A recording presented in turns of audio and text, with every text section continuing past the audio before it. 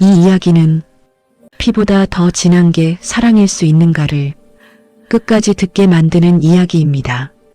지금부터 나오는 선택 앞에서 여러분이라면 과연 어떤 결정을 내릴 수 있을지 스스로에게 묻게 될 겁니다. 중간에 절대 끊지 마시고 끝까지 함께 해주세요. 이런 실화 같은 이야기가 더 궁금하시다면 구독과 좋아요 한 번만 눌러주시면 제게 큰 힘이 됩니다. 나는 가난했다. 그 사실을 숨긴 적은 없다. 숨길 수도 없었다. 그래도 단 한 번도 아이를 굶긴 적은 없었다. 10살이 될 때까지 이 아이는 내 전부였다. 아빠 없는 아이란 말이 듣기 싫어. 2배로 안아주고 3배로 웃어줬다. 사람들은 나를 보고 독한 여자라고 했다. 남편 없이 아이 키운다고. 동네 사람들 수군거림이 등 뒤에서 칼처럼 꽂혔다. 하지만 나는 울지 않았다. 올 시간에 아이 반찬 하나라도 더 만들었고 잠든 얼굴 보며 내가 이 아이의 세상 전부가 되어야 한다고 스스로에게 다짐했다. 새벽 4시에 일어나 시장 청소를 하고 낮엔 식당 설거지를 했다. 손은 늘 갈라졌고 무릎은 비 오는 날이면 쑤셨다. 그래도 아이가 엄마하고 웃으면 세상이 잠시 멈췄다. 그 웃음 하나로 나는 다시 하루를 버텼다. 그런데 이상한 순간들이 조금씩 쌓이기 시작했다. 아이의 얼굴이 나와 닮지 않았다는 말, 성격도 버릇도 어디 하나 나를 닮은 구석이 없다는 말. 처음엔 웃어넘겼다. 아빠 닮았겠지. 나는 그렇게 믿고 싶었다. 하지만 마음 한구석이 계속 불편했다. 엄마의 직감이라는 게 그렇게 무서운 건지 그때 처음 알았다. 그러던 어느 날 아이의 건강검진 때문에 병원에 갔다. 아주 평범한 날이었다. 그날이 내 인생을 두 동강 낼 줄은 꿈에도 몰랐다. 검사가 끝난 뒤 병원에서 전화가 왔다. 목소리는 지나치게 조심스러웠다. 그 한 통의 전화가 내 인생을 무너뜨렸다. 출산 당시 아이의 신원이 바뀌었을 가능성이 있다는 말. 나는 웃었다. 말도 안 되는 소리라고 생각했다. 하지만 병원은 유전자 검사를 권했다. 형식적인 절차라며 괜히 불안해하지 말라고 했다. 그날 밤 나는 처음으로 아이 얼굴을 보며 잠을 이루지 못했다. 이상하게도 아이의 숨소리가 너무 낯설게 들렸다. 며칠 뒤 결과가 나왔다. 잔인할 만큼 정확했다. 내가 열애 동안 목숨처럼 키운 아들, 내 피가 아니었다. 그리고 더 충격적인 사실은 그 다음이었다. 내 진짜 친아들은 재벌가에서 자라고 있다는 것이었다. 여기까지가 사람들이 흔히 아는 이야기다. 하지만 진짜 지옥은 지금부터 시작이었다. 나는 그 재벌가가 어떤 집인지 조금씩 알게 되었고 그 순간부터 이 이야기는 단순한 아이 바뀐 사건이 아니게 됐다. 겉은 화려했지만 그 집 안에서 아이 하나가 조용히 망가지고 있었다는 사실을 나는 아직 모른 채였다. 그 진실을 알게 되는 순간 나는 더 이상 착한 엄마로만 남을 수 없었다. 다음 이야기에서 나는 두 아이 사이에서 인생 최대의 선택을 마주하게 된다.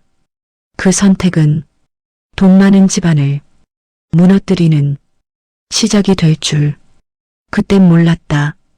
그날 이후 나는 정상적인 생활을 할 수 없었다. 밥을 먹어도 맛이 느껴지지 않았고 일을 하다가도 손에서 그릇이 미끄러져 산산이 깨졌다. 사람들은 요즘 왜 이렇게 멍하냐고 물었지만 나는 대답할 수 없었다.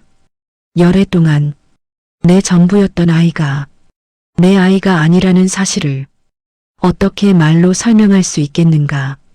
더 무서운 건 그 아이가 아무것도 모른 채 여전히 나를 엄마라고 부른다는 사실이었다. 그 한마디에 내 심장이 매번 내려앉았다. 병원에서는 추가적인 설명을 해줬다. 출산 당시 같은 시간대에 태어난 아이가 단 한 명 더 있었고 기록상으로는 이미 확인이 끝난 상태라고 했다.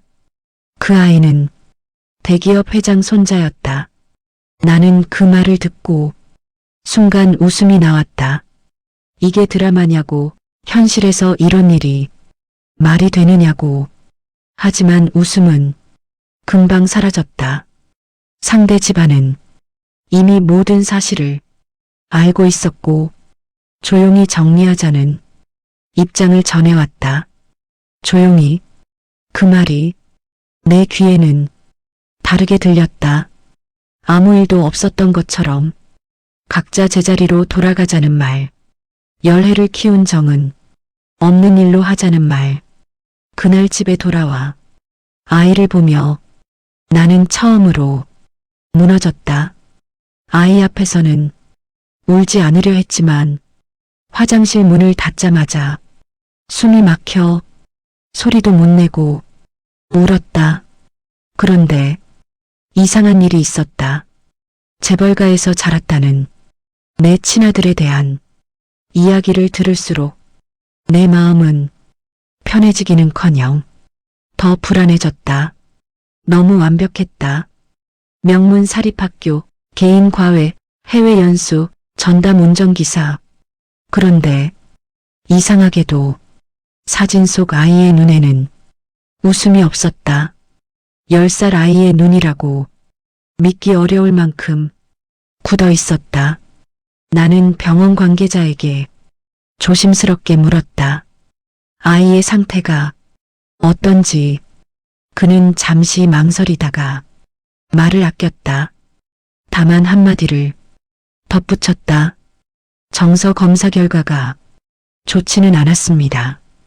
그 말이 머릿속에서 계속 맴돌았다. 정서 검사, 좋지 않다. 나는 이유 없이 밤마다 그 아이의 얼굴을 상상했다. 한 번도 안아본 적 없는 내 피부치, 어디서, 어떻게 자라고 있는지 아무것도 모르면서 가슴이 쥐어짜지듯 아팠다. 며칠 뒤 재벌가 쪽에서 사람이 찾아왔다. 정장 차림의 중년 남자였다. 말투는 공손했지만 눈에는 선이 그어져 있었다. 그는 아이 문제는 법적으로 처리하자고 말했다. 보상 얘기도 꺼냈다. 내가 평생 만져보지 못할 금액이었다. 하지만 그 순간 내 귀에는 아무 소리도 들리지 않았다.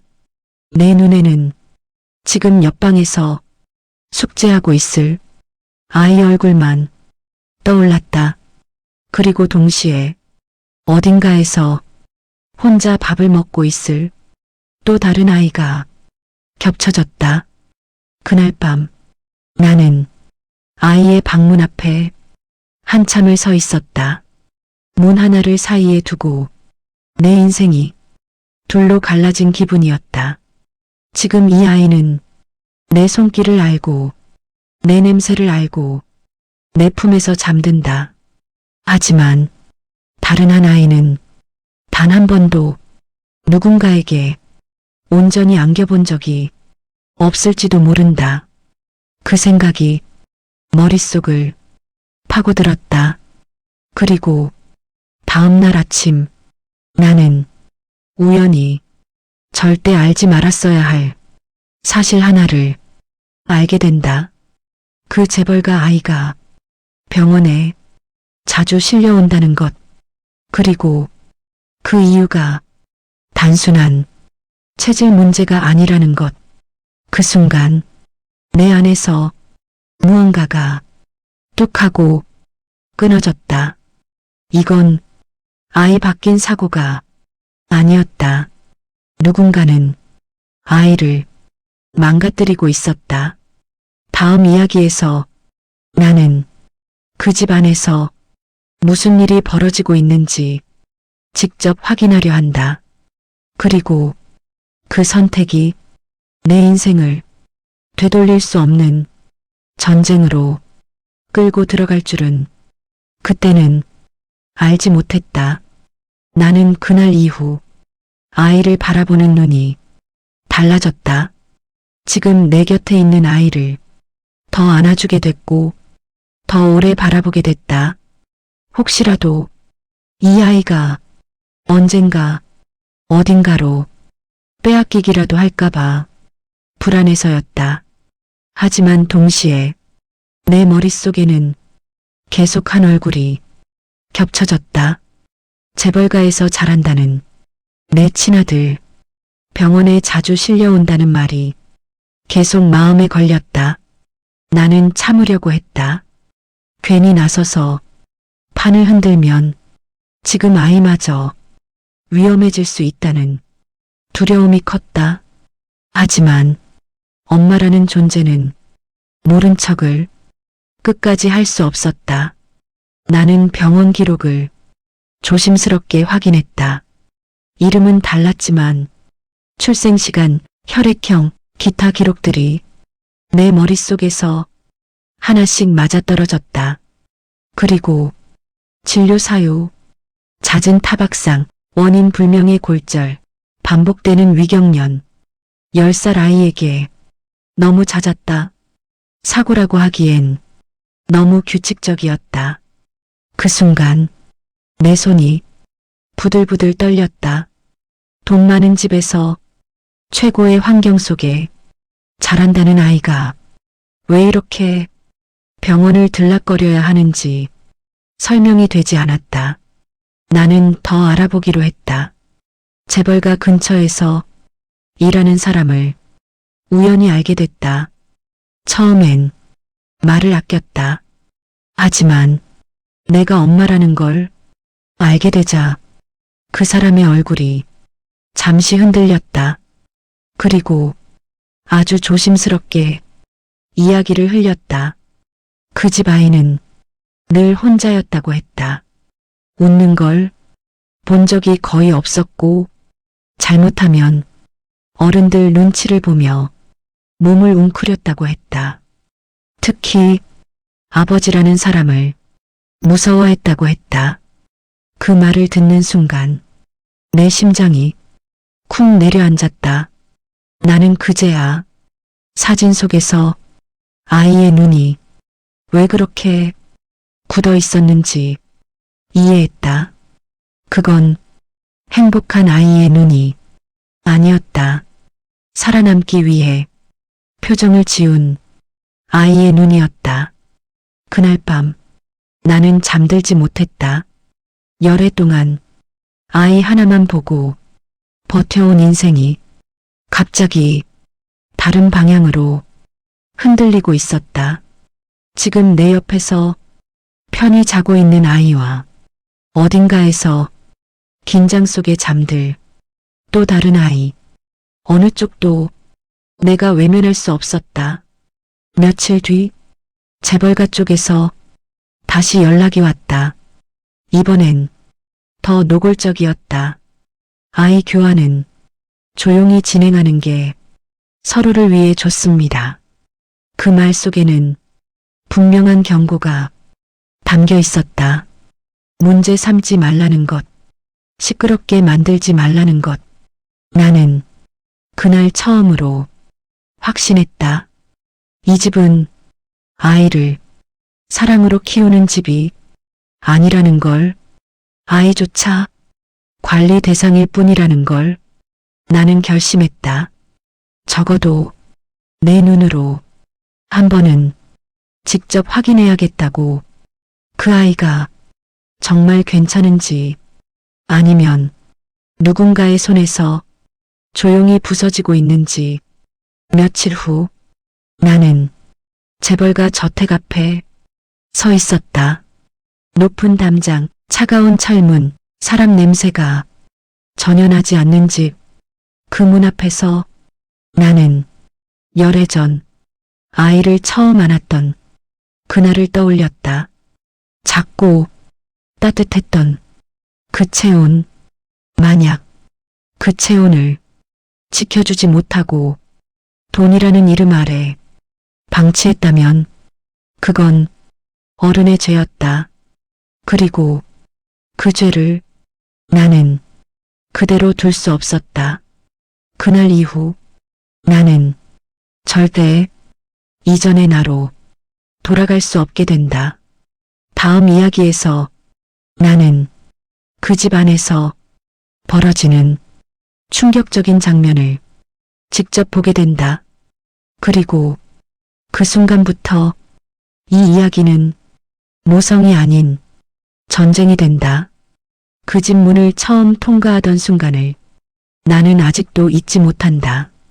철문이 열리는데 소리가 너무 컸다.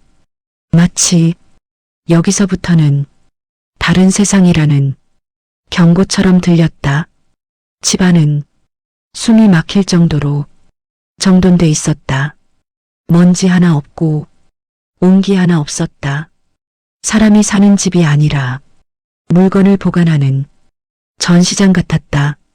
나는 병원에서 안내받았다는 명목으로 잠시 대기실에 앉아 있었다. 그런데 아이의 발소리가 들렸다. 또각또각 너무 조심스러운 걸음. 나는 고개를 들었고 그 순간 심장이 멎는 줄 알았다. 그 아이였다. 내 피로 태어난 내 친아들. 사진에서 보던 것보다 훨씬 말라 있었다. 어깨는 축 처져 있었고 눈은 사람을 보지 않았다. 10살 아이가 아니라 벌써 인생을 배운 아이 같았다. 그 아이가 어른 앞에서 고개를 숙였다. 아무도 안아주지 않았다. 아무도 눈을 맞추지 않았다. 그저 가라는 손짓 하나.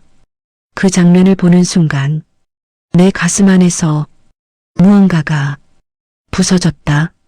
잠시 뒤 집 안쪽에서 소리가 났다. 둔탁한 소리, 그리고 숨을 삼키는 소리. 나는 그쪽을 쳐다봤다.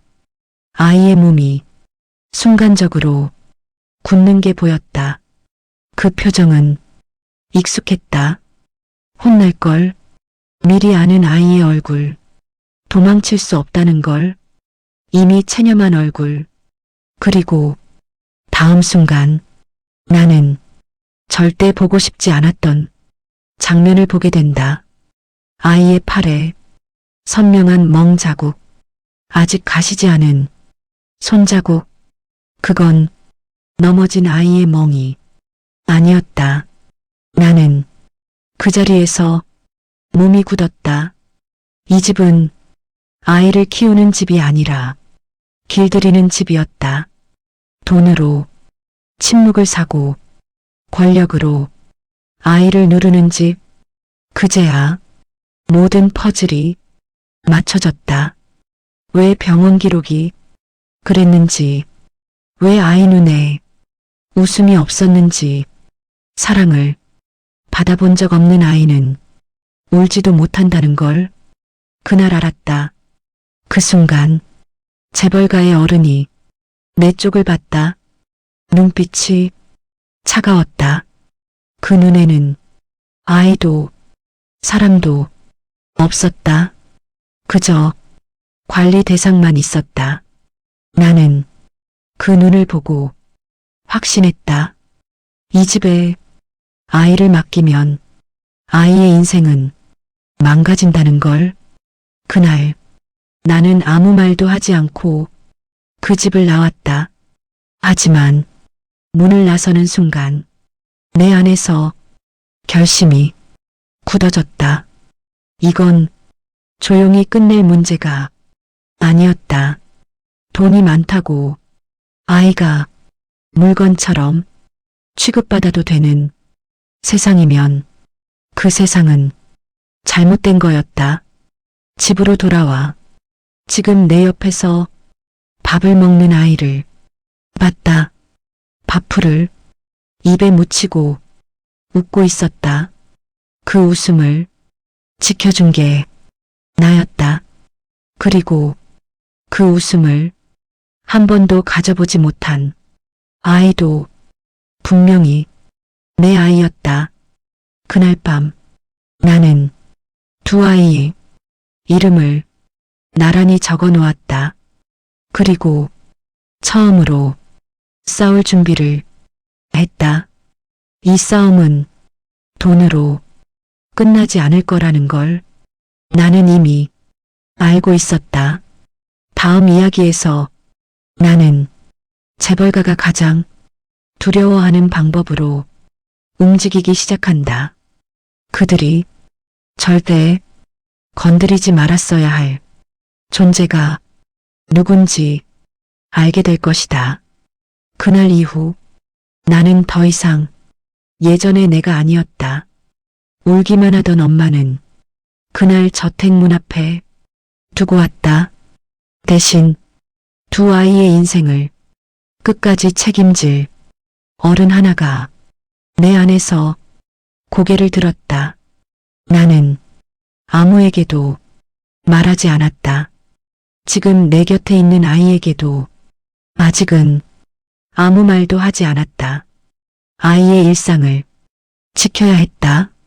아무 일도 없는 것처럼 학교에 보내고 밥을 먹이고 웃게 해야 했다. 그래야 싸울 수 있었다. 나는 하루하루 기록을 남기기 시작했다. 병원 기록, 날짜, 진단명, 아이 몸에 남은 상처의 위치와 회복 속도, 그리고 재벌가에서 연락이 온 날과 아이의 상태가 나빠진 날을 하나씩 겹쳐보았다. 놀랍게도 패턴이 있었다.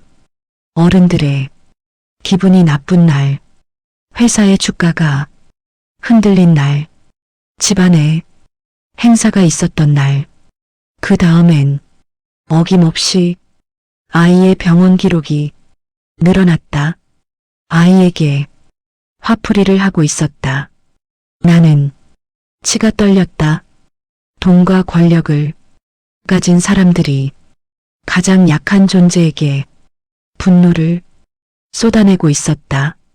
그때 또다시 연락이 왔다. 이번엔 더 구체적이었다. 아이 교환 일정, 보상 금액, 그리고 외부의 발설 시 법적 책임이라는 말까지. 그 문장을 여러 번 읽었다. 그들은 나를 겁먹은 가난한 여자쯤으로 보고 있었다. 하지만 그들이 모르는 게 하나 있었다. 엄마는 아이 문제 앞에서 겁을 모른다는 사실. 나는 그날부터 사람을 찾기 시작했다. 병원에서 아이를 처음 받아주던 간호사, 출산 당시 근무했던 인력. 처음엔 다들 입을 닫았다. 하지만 열해가 지나도 기억나는 아이가 있다는 걸 나는 알고 있었다. 그리고 그 아이가 지금 어떤 상태인지 조심스럽게 전해주었다. 사람의 마음은 돈보다 기억에 약했다. 조금씩 말들이 모였다.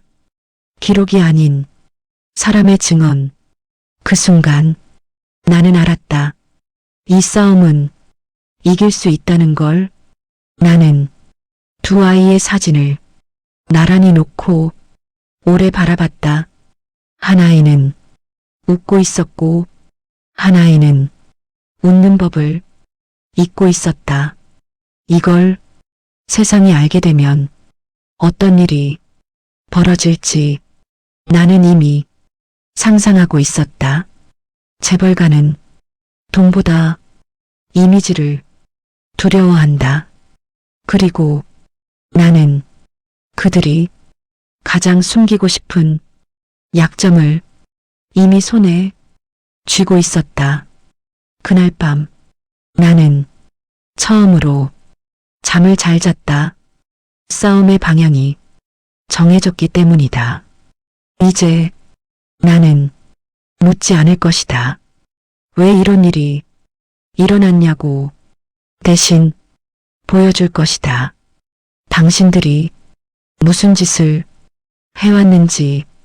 다음 이야기에서 나는 그들이 가장 자신 있어 하는 무대 위로 이 문제를 끌어올린다. 그리고 그 순간부터 이 이야기는 되돌릴 수 없는 참교육으로 치닫게 된다. 그날은 그 집안에서 가장 중요하게 여기는 날이었다.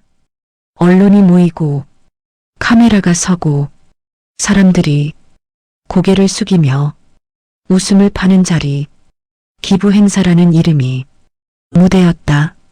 아이를 위해, 미래를 위해, 사회적 책임을 위해.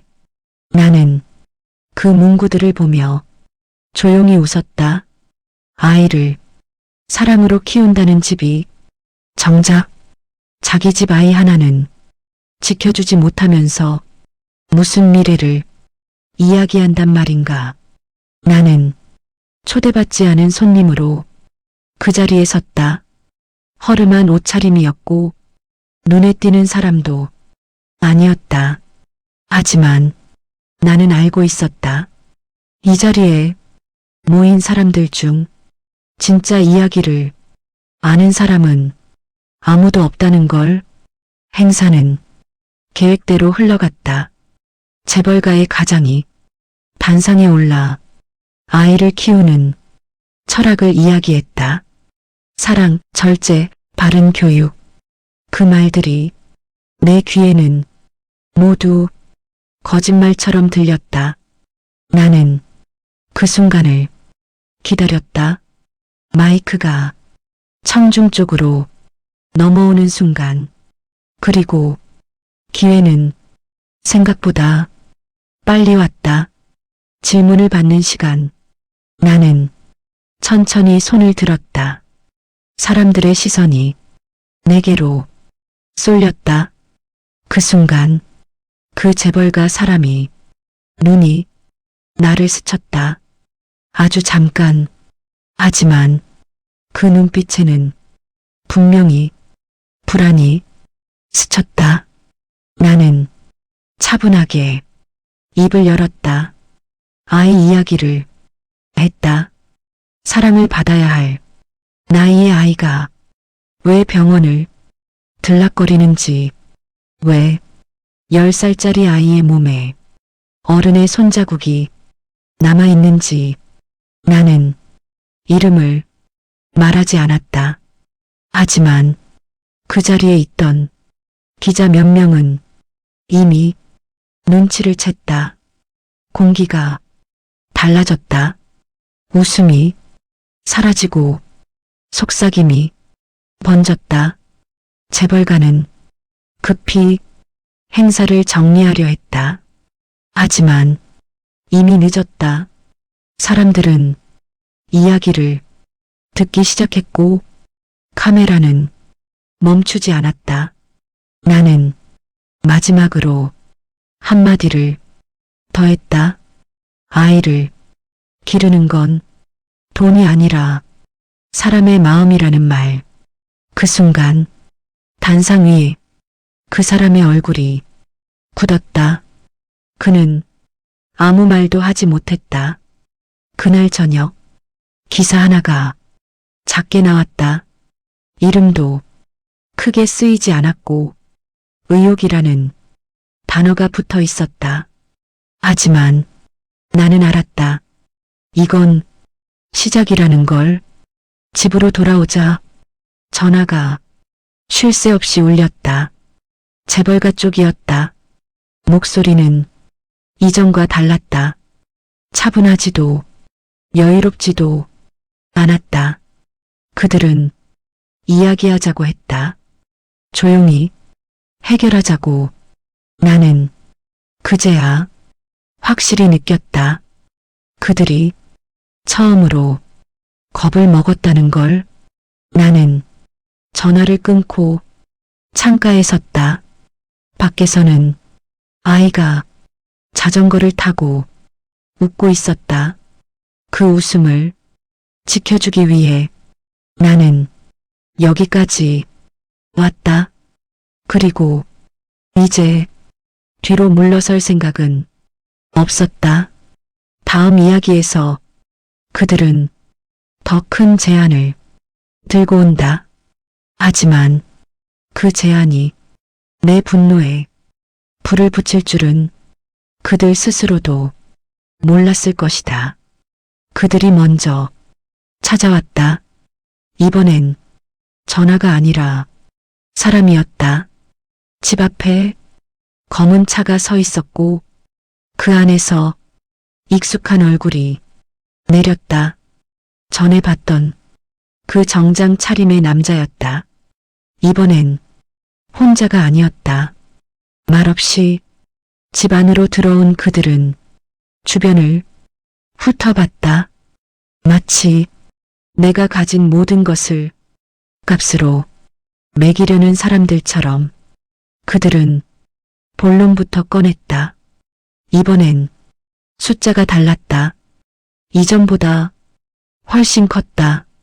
아이 둘이, 장래, 집, 노후까지 걱정 없게 해주겠다는 말. 나는 그 말을 들으며 이상하게도 차분해졌다. 그들은 아직도 모르고 있었다. 이 싸움이 돈의 크기로 결정되는 게 아니라는 걸. 그 다음 말은 더 노골적이었다. 이 문제를 계속 키우면 지금 내 곁에 아이가 상처받을 수 있다는 말. 학교, 주변 시선, 아이의 미래. 그건 협박이었다. 나는 그제야 그들의 진짜 얼굴을 봤다. 아이를 위한다는 사람들이 아이를 방패로 쓰고 있었다. 그 순간 내 안에서 마지막 망설임이 사라졌다. 나는 조용히 말했다. 이미 되돌릴 수 없는 선은 넘었다고. 그들의 얼굴이 굳었다. 그들은 내가 겁먹고 물러날 거라 확신하고 있었다. 가난했고 혼자였고 뒤가 없어 보였으니까.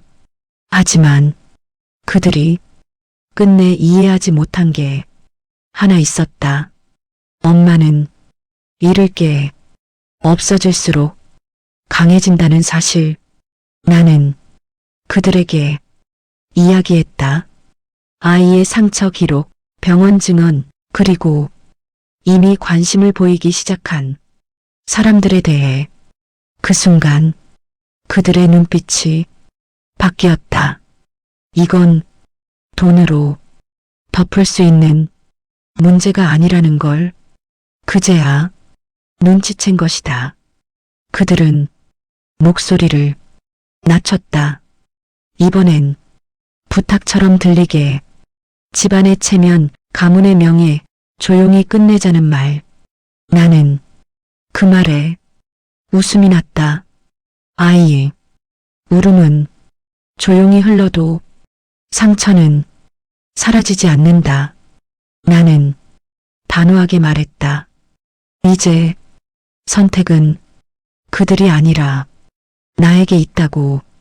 그날 그들은 빈손으로 돌아갔다.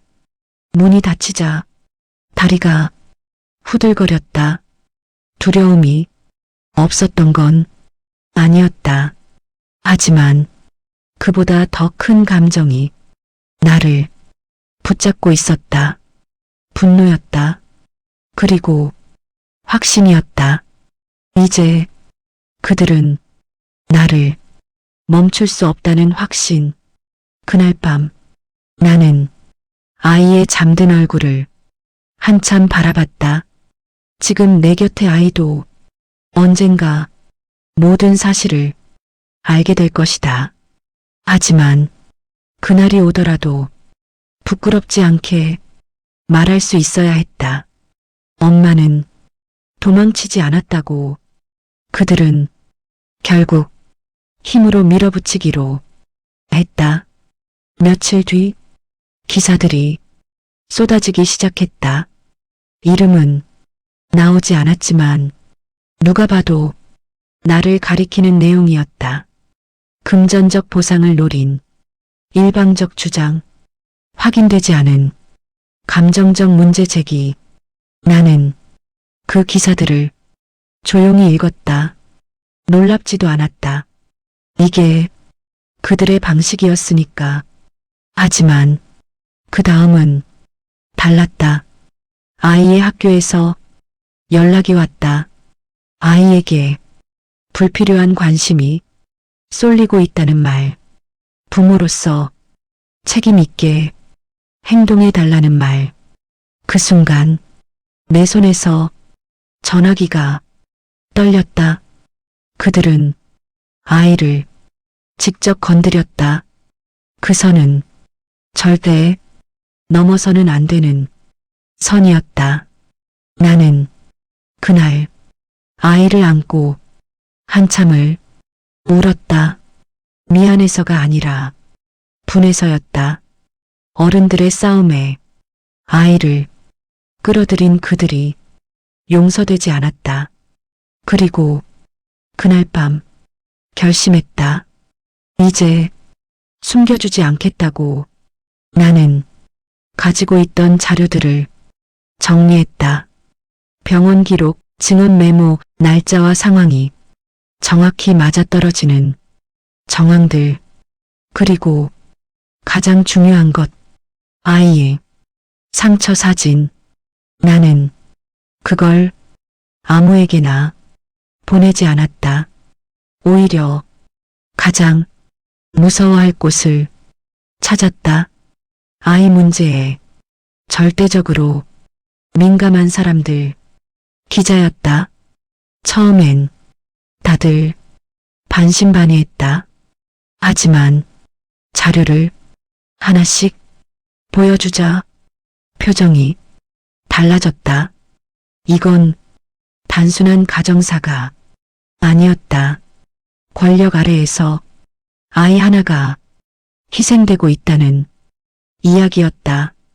그리고 그들은 결정적인 실수를 저질렀다. 나를 고소하겠다는 입장을 공식적으로 낸 것이다. 입막음용이었다. 겁주기였다. 하지만 그 발표는 불을 기름으로 부은 꼴이 됐다. 기자들은 움직이기 시작했고 기사의 톤이 달라졌다. 의혹이 정황이 되었고 주장이 추적이 되었다. 사람들은 묻기 시작했다. 왜 이 집안에서는 아이 이야기가 나올 때마다 입을 닫는지, 왜 병원 기록은 이상할 만큼 자주 남아있는지. 그때서야 재벌가는 알았을 것이다. 이 싸움은 이미 자기들 손을 떠났다는 걸. 나는 뉴스 화면을 끄고 아이를 봤다. 아이는 아무것도 모른 채 숙제를 하고 있었다. 그 평범한 장면을 지켜주기 위해 나는 여기까지 왔다. 그리고 이제 끝을 볼 차례였다. 다음 이야기에서 모든 사실이 공식적으로 드러난다. 숨길 수 없었던 진실과 고개 숙이는 사람들. 그리고 마침내 두 아이의 운명이 갈라지는 결정의 순간이 다가온다. 그날 아침 뉴스를 켜자 내 심장이 먼저 반응했다. 어젯밤까지 조심스럽던 보도가 완전히 달라져 있었다. 공식 조사 착수, 아동 학대 정황, 출산 기록 오류와 은폐 가능성. 이제 이건 개인의 문제가 아니었다. 국가가 움직이기 시작했다. 재벌가 저택 앞에는 카메라가 줄을 섰고 기자들은 그들의 이름을 불렀다. 하지만 아무도 나오지 않았다. 그 침묵이 오히려 모든 걸 말해주고 있었다. 나는 조용히 그 장면을 지켜봤다. 10년 전 아이를 안고 병원 침대에 누워있던 그날이 스쳐 지나갔다. 그때의 나는 아무 힘도 없었다. 하지만 지금의 나는 도망치지 않았다. 조사가 시작되자 숨겨져 있던 것들이 줄줄이 드러났다. 아이의 정기 검진 기록이 누락된 부분, 사고로 처리된 수상한 상처들, 그리고 집안에서 일하던 사람들의 증언, 모두가 같은 이야기를 하고 있었다. 그 아이는 사랑받지 못했고 보호받지 못했다. 돈 많은 집안의 체면 뒤에서 아이 하나가 조용히 부서지고 있었다. 여론은 순식간에 뒤집혔다. 처음엔 나를 의심하던 사람들조차 입을 다물었다. 사람들은 분노했다.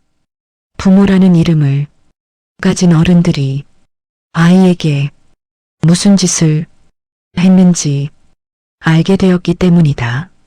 그리고 마침내 그날이 왔다. 공식 발표, 아동 학대 인정, 관련자 분리 조치, 친권 제한.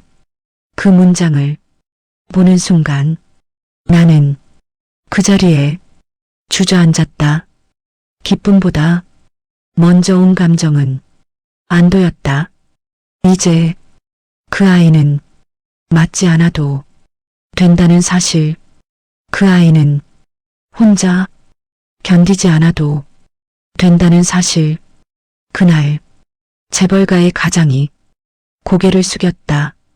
카메라 앞에서 처음으로 그 모습은 사이다였지만 통쾌함보다는 허탈함이 더 컸다.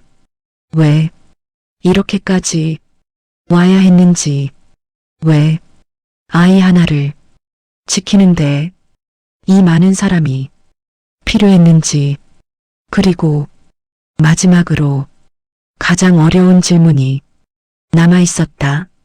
두 아이, 지금 내 곁에서 나를 엄마라 부르는 아이와 상처투성이로 구조된 내 친아들. 세상은 나에게 선택하라고 했다. 하지만 나는 이미 답을 알고 있었다. 모든 것이 정리된 뒤에야 세상은 나에게 선택을 요구했다. 서류 위에는 두 아이의 이름이 나란히 적혀 있었다. 하나는 열애 동안 내 품에서 자라난 아이, 하나는 피로 이어졌지만 상처로 먼저 나를 알게 된 아이. 사람들은 쉽게 말했다. 피가 중요하다고, 법이 중요하다고, 현실을 보라고. 하지만 그들은 모르고 있었다. 엄마에게 현실이란 아이의 얼굴이라는 걸. 나는 먼저 지금 내 곁에 있는 아이를 불렀다. 아무것도 모른 채 밝게 웃으며 달려오는 아이를 나는 꽉 안아줬다. 이 아이는 내 인생의 증인이었다. 내가 얼마나 버텼는지, 얼마나 사랑했는지 모두 알고 있는 아이. 그리고 다른 한 아이. 처음으로 내 앞에 조심스럽게 서 있던 아이. 눈을 마주치지 못하고 손을 어디 둬야 할지 몰라 하던 아이. 나는 그 아이 앞에 무릎을 꿇었다. 그리고 처음으로 아무 조건 없이 안아줬다. 그 아이의 몸은 생각보다 너무 가벼웠다. 그 순간 확신했다. 이 아이는 선택의 대상이 아니라는 걸, 보호의 대상이라는 걸 나는 세상에 말했다. 두 아이 모두 내 아이라고. 법은 쉽지 않았다. 사람들의 시선도 따가웠다. 하지만 나는 물러서지 않았다. 한 아이는 내 삶으로 키운 아이였고, 한 아이는 내 삶으로 구해낸 아이였다. 엄마가 아이를 선택하는 게 아니라 엄마는 아이에게 책임지는 거라고 나는 믿었다. 시간은 흘렀다. 두 아이는 같은 식탁에 앉게 됐고 처음엔 어색해했다. 하지만 아이들은 어른보다 빨리 사랑을 배웠다. 웃음은 전염됐고 상처는 조금씩 아물었다. 그리고 어느 날 그 아이가 처음으로 웃었다. 그 웃음을 보는 순간 나는 모든 싸움이 의미 있었다는 걸 알았다. 나는 가난했다. 지금도 부자는 아니다. 하지만 단 한 번도 아이를 버린 적은 없다. 세상은 돈으로 움직일지 몰라도 아이의 인생은 사랑으로 자란다는 걸 나는 증명했다. 엄마로서의 선택은 정말 하나뿐이었을까요? 댓글로 여러분의 생각을 남겨주세요. 한 분 한 분의 이야기가 이 채널을 만듭니다.